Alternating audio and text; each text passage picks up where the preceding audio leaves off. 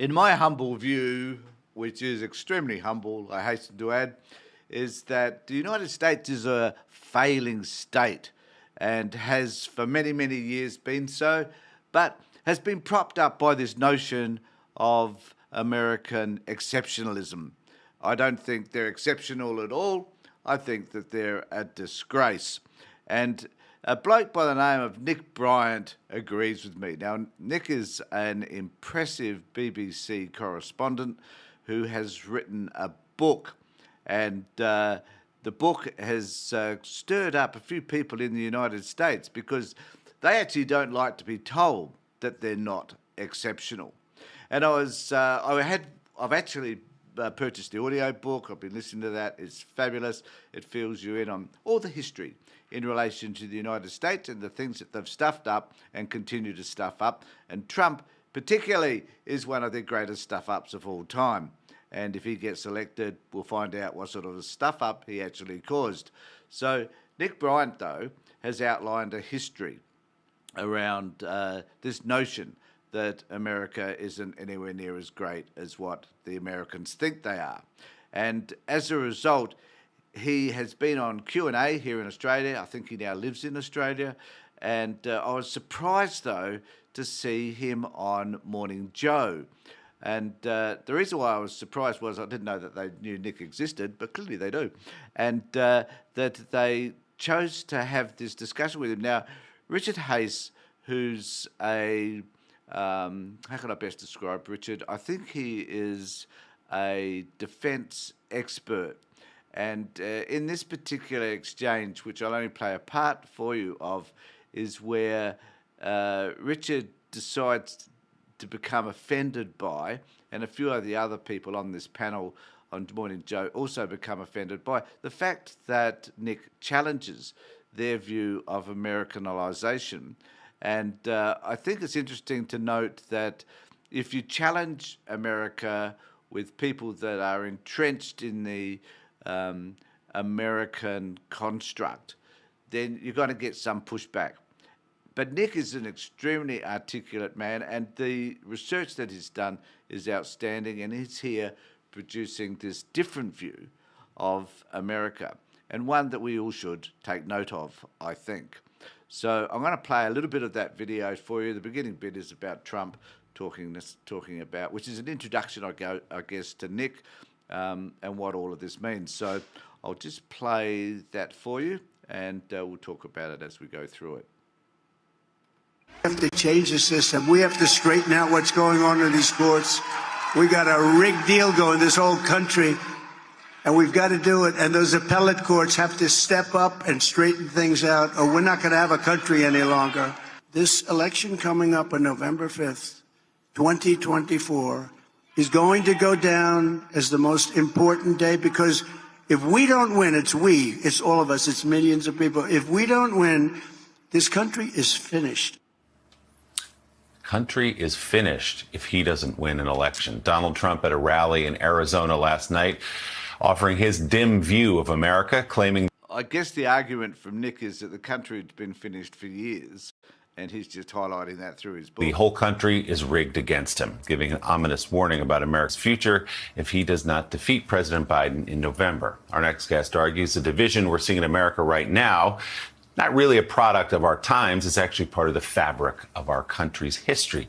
Joining us now, former BBC foreign correspondent Nick Bryant, who spent years reporting from Washington. He's the author of the new book, The Forever War, America's Unending Conflict with Itself. Nick, good morning. It's good to have you back with us. So tell us more about your thesis here and how far back you think this stretches for America.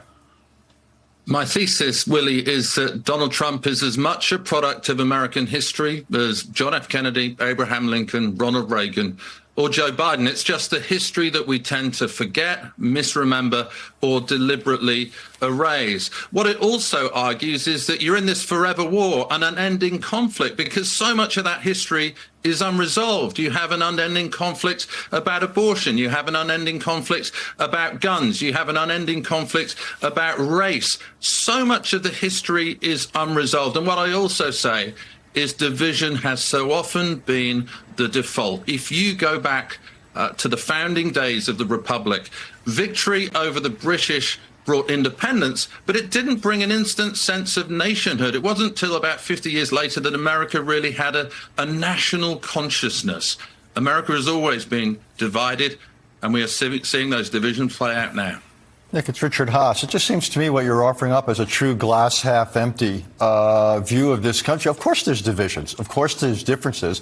First of all, tell me the society or country that doesn't have them, and what marks a country to... This is where I just want to note Richard's defense of America. So he's discounting everything that I doubt whether he's read the book, incidentally, but he's discounting everything that Nick has just said. I would argue is not the absence of differences, it's the ability to deal with them. And someone could say, other than the Civil War, we've got a pretty decent record over 2.5 centuries of dealing with our differences, dealing with our divisions.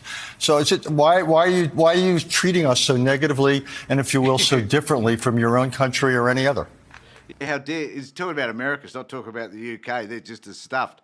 But interestingly enough, he's chosen to live in Australia because he thinks Australia's a pretty good country, so we might take some credit for that, even though we have our lessons to learn as well. And I guess what Nick's doing here is just pointing out those differences, and that they're, given the era of Trump, perhaps not all that much has actually changed. Richard, I think there are a few countries that contest their history so fiercely. There's America. I think there are a few countries that are still arguing over the rules of democracy, advanced countries that are literally arguing over the rules of democracy. I love America. I'm not one of those Europeans that knocks America.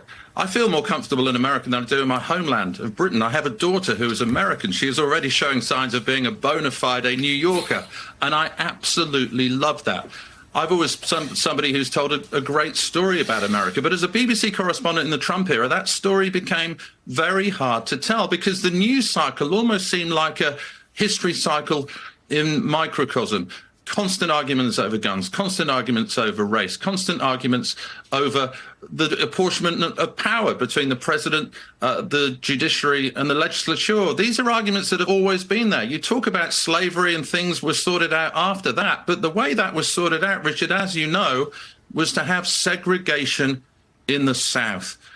And what worries me now is that what was always been a beacon of democracy looks increasingly to the rest of the world more like a dumpster fire, and that pains me to say it as somebody who deeply loves your country. Actually, I'm going to push back again. If we're such a dumpster fire, why do you have so many people wanting to come to this country? I would think people... This is the most pathetic argument I've ever heard anybody... And I'd actually like Richard, but at the moment, he just isn't doing himself any justice. People are voting with their feet. That's a market. Again, if you think about the Constitution, it was described by one great scholar as an invitation for the struggle in my area over the course of American foreign policy. Again, it almost seems to me you're as the Brits would say, you're trailing your cape. You're looking for a fight here when in fact one doesn't exist. The idea that we have tensions in our society, I would say, is healthy. The whole idea of checks and balances. We want to institutionalize tensions. And again, but you talked about race, but then we had the civil rights movement. That seems to me a really good example of a society that recognizes its divisions and then has not solved them, but has dealt with them, I think, remarkably well. Richard, I did my doctoral thesis on the civil rights movement. I know about the reforms of the civil rights movement, the dismantlement of segregation in 1964, the Voting Rights Act in 1965. But what happened as soon as the ink on that document was dried? The assault on democracy began again. People were trying to stop people of color from voting. And this was something that went on decades. Indeed, January the 6th, in many ways, was the culmination of an assault on democracy that has been going on for decades. And democracy was not that strong in the first place. One of the reasons why American democracy is frail, because the founding fathers did not intend it to be that strong. They were not in favor of a mass democracy. They saw the body politic as something that should be constrained in an intricately designed straitjacket, which is...